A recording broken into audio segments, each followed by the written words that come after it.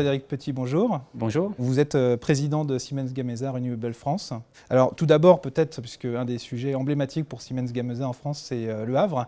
Est-ce que vous pouvez nous refaire un point de situation sur l'usine, vos implantations et les perspectives? Effectivement, donc c'est un projet, je dirais, de longue haleine, comme tous les projets d'infrastructure en France.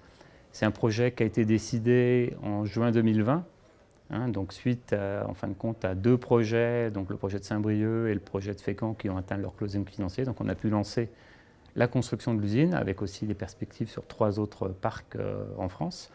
Et donc ça a été une course, puisque juin 2020 c'est la période de Covid, donc ce n'était pas une période simple, mais on a relevé également ce défi, en plus des défis techniques, pour avoir une usine qui est rentrée en production en mars 2022.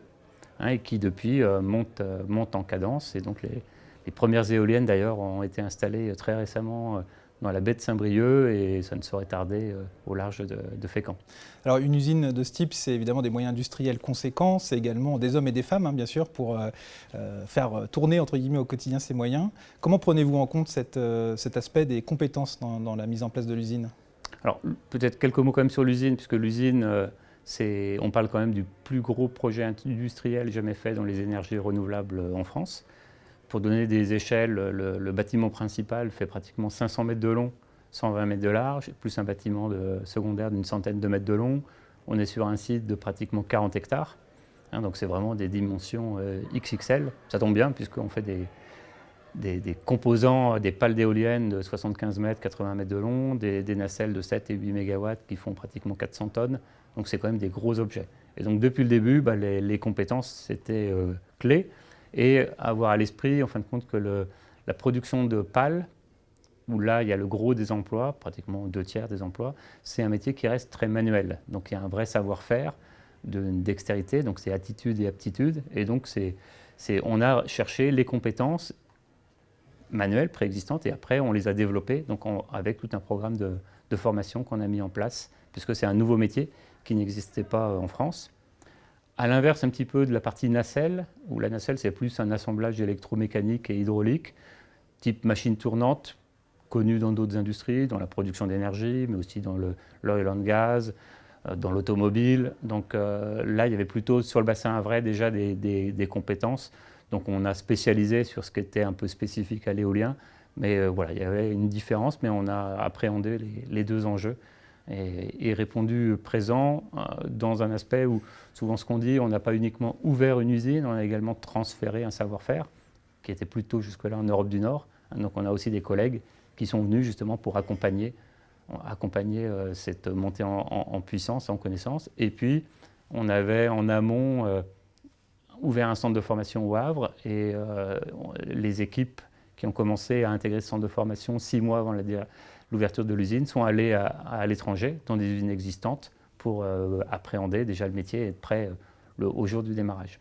Et donc mettre en place cette méga-usine, cette usine XXL comme vous l'indiquez, c'est également s'insérer dans un bassin, dans un contexte, un écosystème local. Comment prenez-vous en compte l'insertion avec les parties prenantes et en particulier sur l'emploi avec Pôle emploi et les autres organismes avec lesquels vous travaillez? C'est quelque chose sur lequel on a donné beaucoup d'attention tout au long du projet.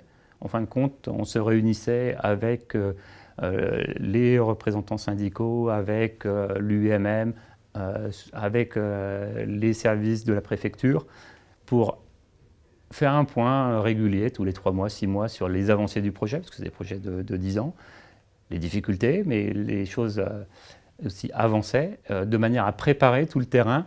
Et en fin de compte, c'est toute cette préparation qui nous a permis, quand on appuyait sur le bouton top départ, d'avoir tous les acteurs déjà mobilisés autour de la table.